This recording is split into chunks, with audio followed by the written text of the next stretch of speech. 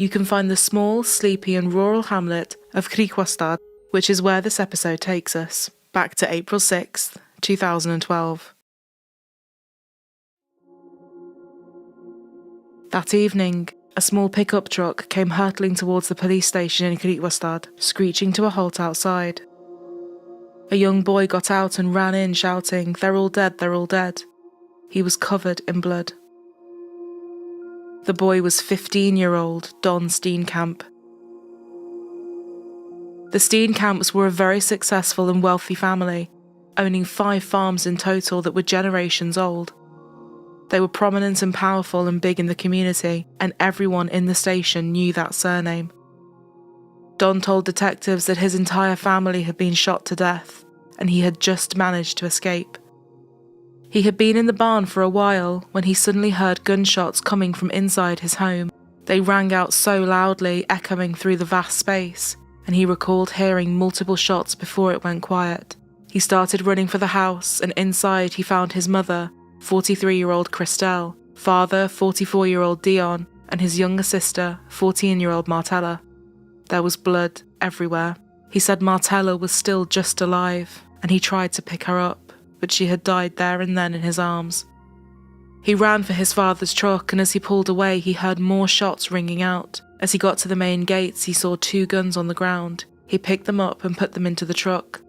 He then pulled over briefly to warn other farm workers, some of which were employees of the Steenkamps, before speeding away to the station. Police let him wash his hands and change his clothes, and he stayed there with them while other detectives rushed over to the sprawling farm in question, Novuk, just a short drive from Griekwastad. When they got there, they could see that the lights were still on, but it was eerily silent. No windows were smashed and there was no signs of forced entry that they could see. They called out, but no one called back. When they got inside, they saw Dion lying near the living room, just a few feet away from Christelle and Martella, who were lying closely together near the kitchen. They were all dead, and it looked as if everything had happened so quickly. They had only just finished up with dinner when the attacks took place, and the television was still on. Ballistics experts confirmed that all 3 had been shot both by a revolver and a rifle. The revolver was used first, and the final shots came from the rifle.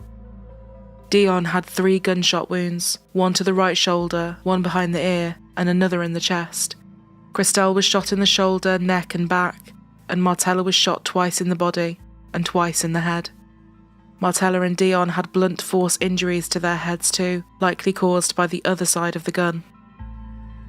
One thing that the authorities would keep close to their chests and not publicly announce for a long time was that examinations performed by 2 doctors confirmed that Martella had also been raped between 12 and 24 hours before her death. The most recent injury she had sustained had actually reopened an old injury that had previously healed. Experts said that this showed she had been raped at least twice in her life. The injuries to Martella from that night showed that she was attacked in a far more violent way than her parents, and in the words of the authorities, she fought for her life like a tiger. Her wounds in particular were described as gruesome and torturous.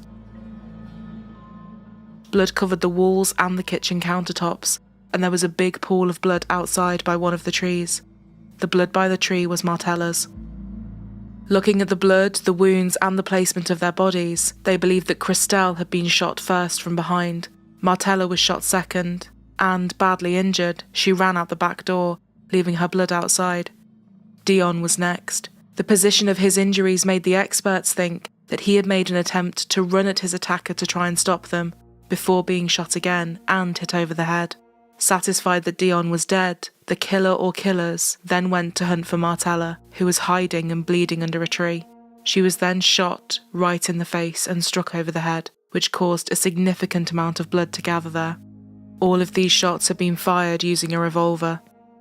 The killer then made their way back into the house to get a rifle, and, remarkably, Martella, who was still alive, managed to stumble back into the house, where she saw her parents. Her bloody handprint was found on the house phone as she had tried to call for help. She then grabbed her father's arm and tried to pull him towards her, but she fell to the floor by her mum Christelle. The killer then returned with the rifle and shot all of them one final time.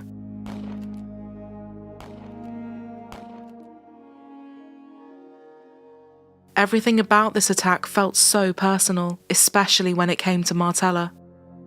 It was a harrowing set of visuals, and even the most hardened of officers said that tears filled their eyes as they looked at the scene and realised just how defenceless the family would have been and how frightening their last moments were, especially Martella's. But they quickly pulled it together, as this was now a huge murder investigation. Dion and Christelle Steenkamp and their daughter Martella were killed on their farm near Griekwastad on Good Friday. Bear believes the killer caught them off guard, possibly after removing the murder weapon from a safe in the bedroom. He says Christelle was shot from behind, while it appeared Dion had lunged towards the attacker. 14-year-old Martella was shot and beaten before she died. The first thing that came to many people's minds was that it was a farm attack. Farm attacks have been prevalent in South Africa for years, and even though the Northern Cape is firmly in the position as the safest province when it comes to these attacks, they do still happen there. However, journalists said that although they can go this badly, crimes this brutal seldom happened in this location, and the stories that make the papers were more petty crime or drug or alcohol related. The Steenkamp's house was big, and there were a lot of belongings to account for, but it didn't seem that anything was actually missing, except a kitchen knife and some keys. A few of the couple's safes were open, with the keys still dangling in the keyhole, but they still had things in them. There was cash on the side amounting to about 32,000 rand, just over £1,000, along with the couple's credit cards. TVs, laptops and phones were all there too, and Dion and Christelle's cars were still in the barn area with the keys in the ignition. None of these items were hidden, they were just out in the open, and all added up, these were things that could make someone a lot of money. So why hadn't they been taken? The couple's gun safe was also wide open too, but it was still full of guns and ammunition. Experts said it didn't seem that a robbery was the motive, so this was ruled out, despite a rumour circulating that Dion had killed his wife and daughter before turning the gun on himself. This theory was also eliminated. The news of what had happened was now spreading like wildfire. People could not believe that they had been with them just hours before at church, and now this had happened. Dion and Christelle had no enemies, no disgruntled employees the police could find, no one they owed money to, and no one in the community that even had anything bad to say about them. Leading the team was the provincial head of organised crime at the time, Colonel Dick Duval, and with 3 decades of experience, he was the best person to tackle such a complex case. He went back to the farm with Don so he could walk him through what had happened. Duval set a timer up as well so he could get a clearer picture of when this had actually taken place. Don told him he thought he was in the barn for about 45 minutes. He had left Dion and Martella watching a show together, and Christelle was working on the computer. He then heard the shots. He stayed still for about 10 minutes waiting for silence before running inside. When he found his sister, he picked her up and held her. In her final moments, she said she loved him before falling to the floor and grabbing at his t-shirt, which had been ripped. But this was not the t-shirt he had come into the station with. Don then walked them to his bedroom and picked up the ripped t-shirt to show them. They noticed some scratches on his neck, and he admitted that he and Martella had had a fight only a couple of hours before everything had happened. They asked what the fight was about, but he said he couldn't remember. They asked why he had taken the shirt off and changed, and he said that the sight of his sister's blood had repulsed him, so he had to get it off. He said after this he ran back into the barn and hid, waiting for a few minutes before getting into his father's truck. He pointed out where he found the guns outside and where he had stopped to talk to the workers.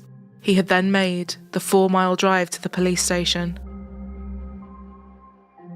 Everything was being tested, but there was a lot to get through, and it was a slow process. There were a few fingerprints on one of the drinking glasses found outside near the back door, but testing would confirm they were simply Martella's. Sadly, not all of the evidence was preserved and able to be tested. There was a green Jeep jacket belonging to Dion and a rug, both covered in blood. But the day after the murders, Christelle and Dion's cleaners had burned them. Members of the Steenkamp family had even hired a private investigator to try and help them, but they were drawing a blank too. A few workers in the area said they had seen a white Audi with a broken mirror speeding around. A few of them even said they believed there had been a crash involving this car. The team went back, but they found no broken mirror fragments near the alleged accident site, and this lead went nowhere. The farm attack was still on people's minds, but the police weren't so sure. Nothing of value had been taken, and there was no forced entry. Two big things that didn't make sense. The family also had 4 dogs which were found alive and well. Don had not mentioned hearing them barking at anything, and in a lot of farm attacks, experts said that dogs were often poisoned or subdued before these attacks took place. And it seemed clear that whoever the killer was, they knew the layout of the home, something a random intruder would not. Detectives also felt confident that they were looking for just one perpetrator.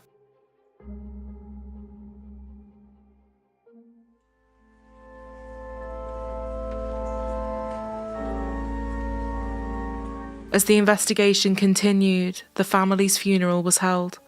Don sat in the front row with his grandparents, giving hugs to everyone that walked past. Everybody was heartbroken for the 15-year-old. In a matter of minutes, he had lost his parents and sister in the most traumatic of ways, and his life was irreparably changed.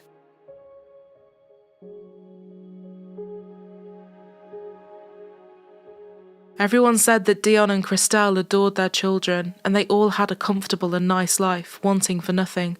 But despite their wealth, they were very humble and modest, and never shied away from hard work, an important trait they wanted their children to have too. Dion's sister joked that Don was Christelle's favourite, but Martella was definitely a daddy's girl. People said that when they first met, Dion was such a big man with a big presence he looked intimidating. But the moment you spoke to him, he was a teddy bear and a real softie. He coached under-18s teams in tent pegging, an equestrian sport that is popular in the area, was a church deacon and was part of the farming union too. A proud man and someone very dedicated to his community. Christelle loved gardening and had recently started her own baking business. Don and Martella had both attended boarding school just over 200 miles away, but Dion and Christelle made sure they came home most weekends, driving there and back to drop them off and pick them up. They never minded the long drives though, because family time meant everything and they didn't like being apart for weeks at a time. Teachers said Martella was a dream student and a total perfectionist with everything she did. Her school paid tribute to the 14-year-old as well, and the pain her friends and fellow students felt was clear to see.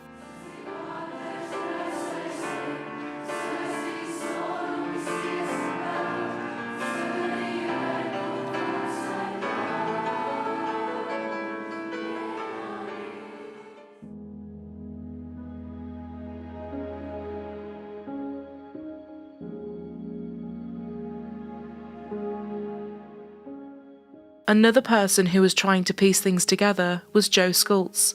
He was in charge of rural safety in the farming union and was often a spokesperson if things like this happened. He unfortunately looked at and helped investigate many a farm attack, but he said in his experience what had happened to his neighbours and friends did not tick those same boxes. The police knew Schultz well and he had been allowed into the house on the night of the murders. He said Martella's face was beaten and swollen, and she didn't even look like a person anymore, let alone someone he knew and had watched grow up. The attack was so violent he had never seen anything like it.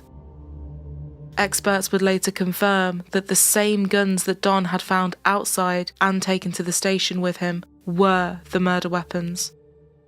But if he found the weapons 50 metres away outside, how could he have heard more shots coming from inside as he drove away?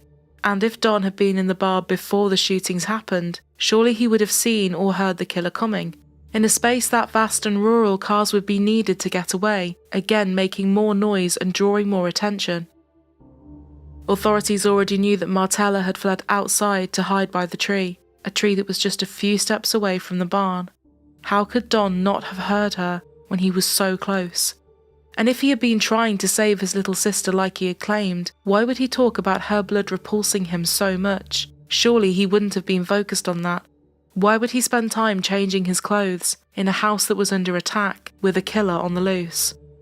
Gunpowder residue tests done on 2 of Don's shirts recovered from the house came back as positive. All of this, along with the fact that there was no forced entry, no other DNA, the dogs hadn't reacted, and nothing had been stolen, meant just one thing. The attention was now firmly on the only surviving person from that night, 15-year-old Don Steenkamp.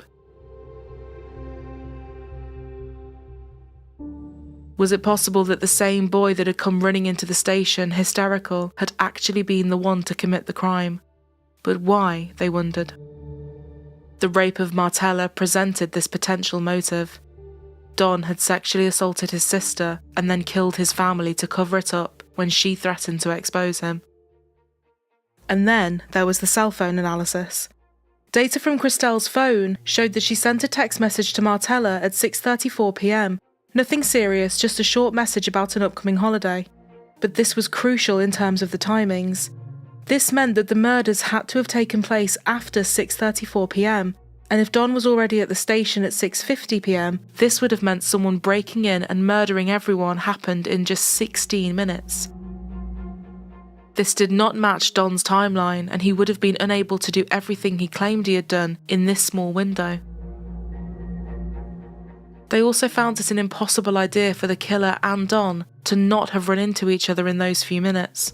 And if he had actually heard more shots ringing out as he sped away, that would mean the killer was still in the house and would undoubtedly have crossed paths with Don as he was going in and out.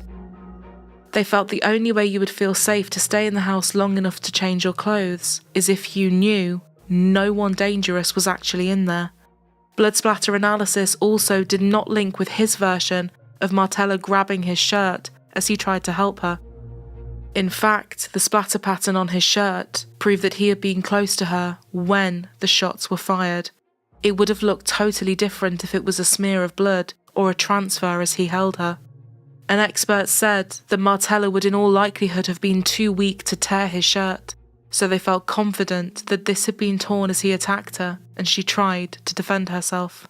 Police felt it was possible, however, for Don to kill them all in several minutes, quickly change, throw the guns in the truck, then drive just a few minutes to the station.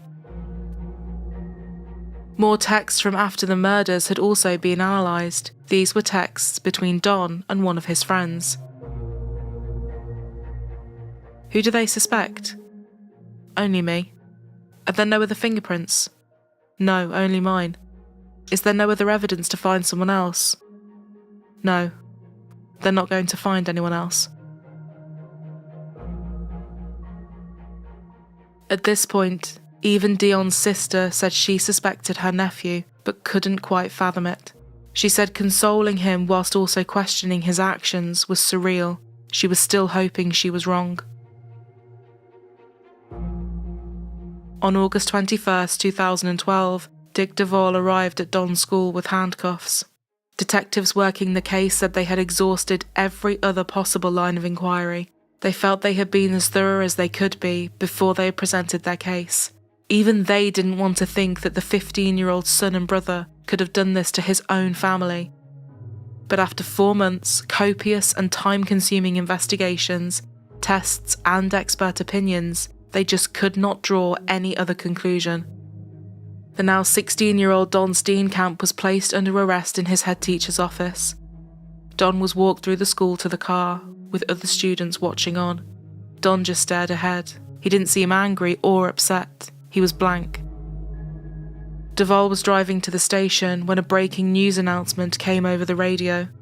A 16-year-old has been arrested for the murder of the Steenkamp family. Duvall said he discreetly glanced at him through the mirror to see his reaction. He said a slight smirk flickered across his face before he went back to staring into space.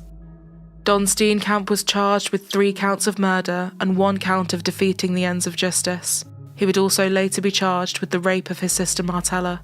He pleaded not guilty to all 5 charges. In early September, Don was granted bail so he could carry on with his schoolwork. People in the school said that Don had always been rather quiet and sometimes even slightly withdrawn. But after his family's murders, he was like a different person.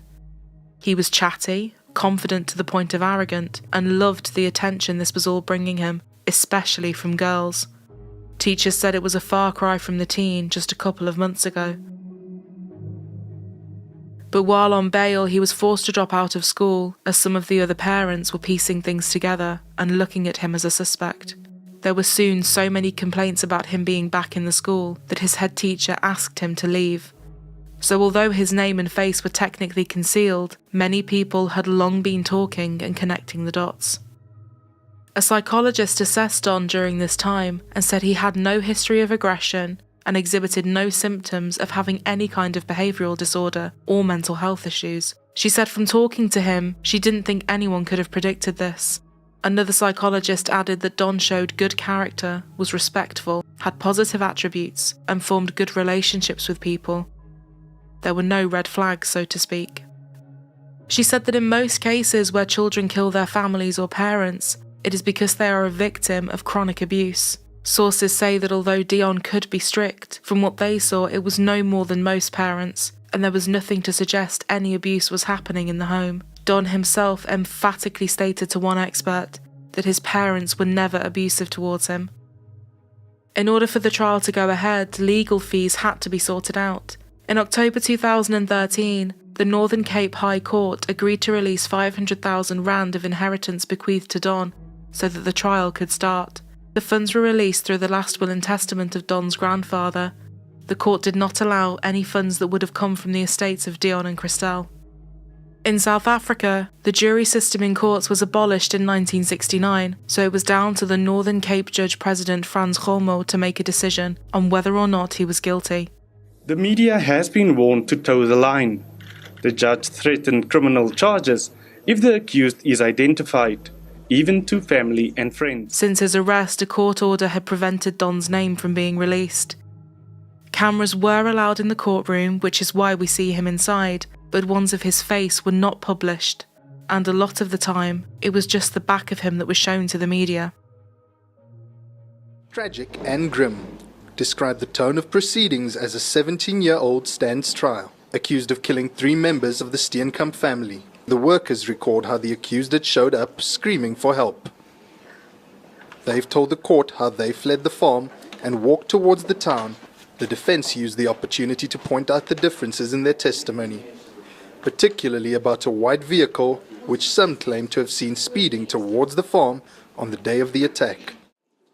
Investigating officer Dick Duval took to the stand, painstakingly explaining his role in recreating the events around the Steenkamp family's deaths, but not before counsel for the defense read into the record 132 points of evidence, which they will not be disputing during the rest of the trial. These include an admission that no gunpowder residue could be found on the accused's hands, yet traces were found on both shirts he's alleged to have worn on the day of the murder. There were also no traces of semen or male DNA on Martella Steenkamp, who was allegedly raped before her murder. The police questioned the accused claims that he was hiding in the barn for 10 minutes after the murder. The state disputes his version of his movements on the day of the murder, using a global positioning device and retracing the steps he claimed to have taken on the night, combined with the time frames. They say there are several discrepancies. The trial is set to continue for the next 2 weeks. As the trial started, things were thrown into question when police got an alleged confession from 3 sources, 2 women and a man. It was reported that one of the women, who was at the time already in custody for possession of explosives and ammunition, said that the Steenkamp murders were part of a plan to attack white farmers in an attempt to instill fear and incite racial hatred. But the police said there was absolutely no truth to this and not a shred of evidence that supported it. Most of the day's testimony focused on police's reaction at the crime scene. Police have dismissed as rubbish sensational claims that the murders were the work of a right-wing hit squad. The police actually investigated those allegations. They went to Mpumalanga to fetch her and took her to Kimberley.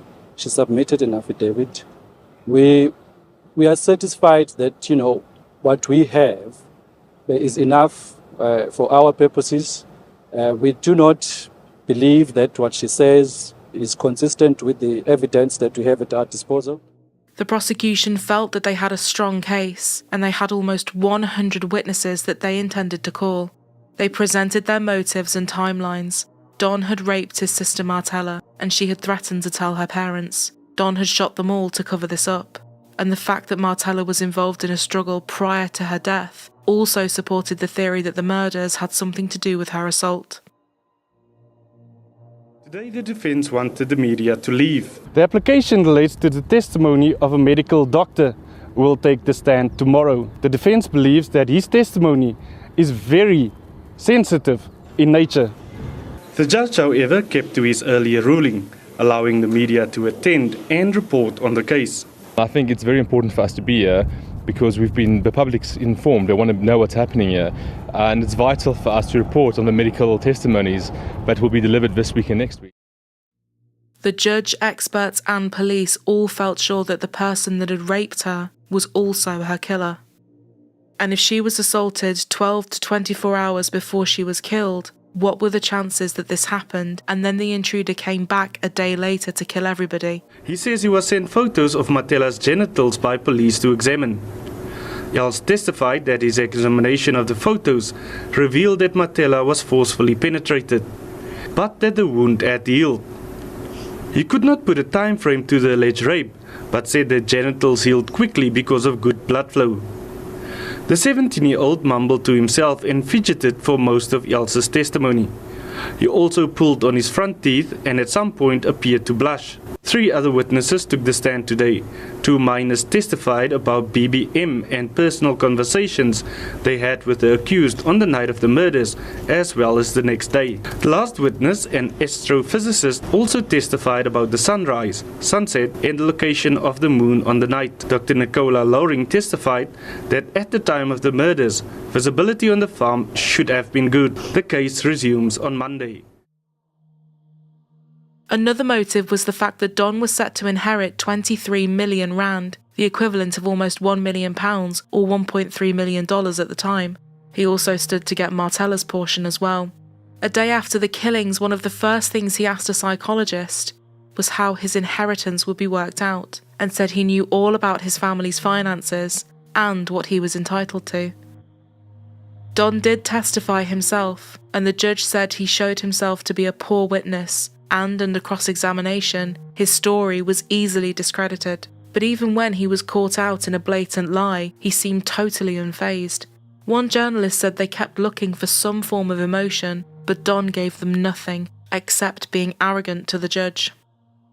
On one of the days, everybody went down to the farm to get a clearer picture of where everything was. When the judge saw where Don had allegedly found the weapons, he commented that this made the killer the dumbest farm attacker in South Africa. To kill the family, run for the exit, drop the murder weapons, and then run back in. He added that if the only thing that was stolen was a knife, it must have been a diamond-encrusted one, to have been worth taking over everything else in the house. The tour was for the judge-president to familiarize himself with the scene. The first stop was at the Griekwastad police station, and then the spot where a suspicious bakkie was found. The group also inspected the shed where the 17-year-old accused alleges he was at the time of the shooting, and the house where the bodies were found. So die voordeur of die kombuis. Hier is die kombuis. Hier is die kombuis. Heeltemal sigbaar vanuit hierdie posisie, as ook hierdie boom. But Don's defense team said in their eyes, it still pointed more towards an intruder than Don. They said that the only real theory they had as a motive was the rape, but they doubted whether this had even happened, despite 2 doctors confirming it had. They even went as far to say that Martella could have caused the wounds and bruising in and around her genitals herself. They also pointed out that there was no semen found, but given that it was 12 to 24 hours later, the state said this didn't really prove anything. The analysis from the doctors was enough to prove it. After several weeks and a tough trial for the family to sit through, the judge returned his verdict. Placing himself in the barn is pivotal to the minor's defense. This is so because if this is not where he was during the murders, then he must have been in the house with his parents and sister when they were killed. have to be extremely charitable to the man. I would have to find that he witnessed the shooter eliminate his family. A less charitable view would be that he was in cahoots with the shooter, or the least charitable scenario would be that he must have pulled the triggers of the smoking guns that he later that evening delivered to the police. He found Don guilty of the premeditated murders of Dion, Christelle and Martella, and the rape of Martella. He was also found guilty of defeating the ends of justice, also known as preventing justice or perverting the cause of justice. The judge said he was also totally convinced that this was not the first time that Martella was a victim of Don's sexual abuse. In his final statements, the judge said, "I am satisfied that no one other than the minor accused committed all the offences listed in the indictment, as the state has in fact proved them, not only beyond a reasonable doubt, but beyond any shadow of a doubt. To deal with all aspects proved against the minor would amount to an overkill. The murders were not only premeditated, but were in fact planned and executed with the direct intent to murder." He added, "In my view, the minor, the torturer, wanted to have sexual intercourse with Martella. When she refused, she was consequently tortured, raped and murdered to prevent her from reporting it. Her parents had to be eliminated. There would be no reason for Martella to inform anyone of the sexual activity if a consensual love relationship existed between her and the accused. The truth is, he is the architect of his own misfortune. He is the one who raised the alarm with the police and cried wolf." It's been months of gruesome and often emotional testimony. The underage convicted murderer will be sentenced within the perimeters of the Child Justice Act. During mitigation and aggravation of sentencing, the defense conceded that a jail term would probably be the best sentence, but they argued against the maximum sentence, saying the boy's age and ability to rehabilitate must be taken into account. On Friday, the teen turns 18. During his sentencing, he told Don to face the consequences of his actions. 2 days later, Don turned 18, and with this, the order preventing his name from being released was lifted. People were stunned, but others that had questioned the crime scene in the first place, like Joe Skultz, said it sadly explained so much that they hadn't been able to explain any other way. When it came to the sentencing, a legal expert said that the South African justice system did not really give life sentences or sentences exceeding 20 years for children under the age of 18. The maximum sentence he would be facing was 25 years. Both rape and murder are classified as Schedule 6 offences. However, when it comes to minors, it is entirely left to the discretion of a judge to decide on a suitable sentence. You are sentenced as follows. Count 1, the rape of Miss M, 14 years old, 12 years imprisonment. Count 2, the murder of Mr. D, 44 years old, 20 years imprisonment. Count 3, the murder of Mrs. C, 43 years old, 20 years imprisonment. Count 4, the murder of Miss M, mentioned in count 1, 20 years imprisonment. Count 5, defeating the ends of justice, 4 years in prison. A very good afternoon. You're watching PM News. Our top story this hour. Northern Cape Judge President Frans Gomo has sentenced the Griekwastad killer to an effective 20 years behind bars. The accused, a 17-year-old boy, killed the family at their farm in Nauvhoek near Griekwastad in 2012. Dion Steenkamp, his wife Christelle, and their daughter Martella were shot to death. The judge said that the Griekwastad farm murderer was not used by anybody else or influenced by anybody to commit the Steenkamp murders. All sentences would run concurrently, making it 20 years in total. He reacted to nothing as the verdict was read out. Stony-faced, he hugged some family members goodbye before he was led away. The judge said that whatever happened to him after this was none of his concern.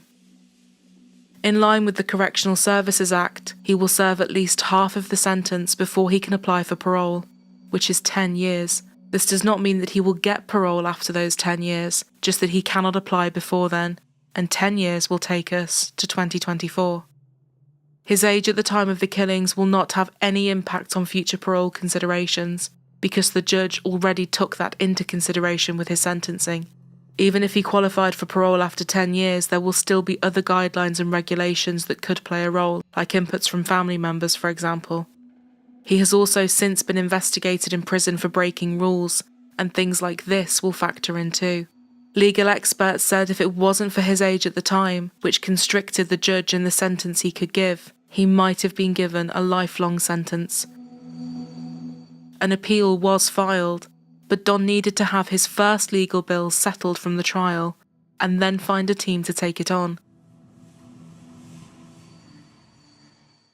People have always been split on what they believe, even his own family. His grandmother Betty said although she believed he was innocent for so long, the evidence against him was just too strong, and she had accepted that he was guilty, but that she also forgave him. I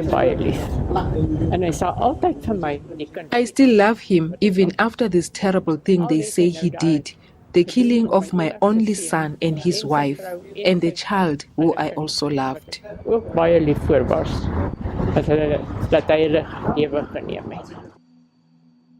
She hoped that he could get the necessary psychiatric and psychological help so that one day he could make a positive contribution to society. Dion's sister Mariana said that she has to simply make peace with the outcome and accept it. Neighbours like Joe Skultz, who believe he is guilty, said if Don could admit that he did it and tell people why, it would give them the closure they all need, and they might be able to move forward, maybe even forgiving him one day. This brought an end to a truly unprecedented case that had been on everyone's mind for almost 2 years. Known to many as the Griekwastad farm murders, it dominated the media for ages and left a lasting imprint on Northern Cape and further afield. A telling read that puts a spotlight on one of the most gruesome stories to come out of South Africa. The Griekwastad murders unfolded like a Hollywood movie. In 2012, the Northern Cape town was shook by a murder like no other. Jacques joins me here in studio. Jacques, thank you very much for joining me here on Morning Line. Thanks for having me, sir. Jacques Steenkamp, who is of no relation to the family, followed the trial and the family's journeys and wrote a best-selling book about the case, which was then made into a film in 2019. People likened that day in April to feeling like a horror movie in itself. Judge Frans Gomo later retired, but was appointed Inspecting Judge of the Directorate for Priority Crime Investigations, also known as the Hawks. And sadly, in 2021, Dick Duvall, who had played such a vital part in bringing this case to a close, passed away after a short illness. It is safe to say that there will forever be so many unanswered questions about that day, and closure for the family left behind may always be so far away. Don has not spoken about that day but still denies having any part in it, so what actually happened on the farm on the 6th of April 2012 will likely never be known, and everyone will remain in the dark.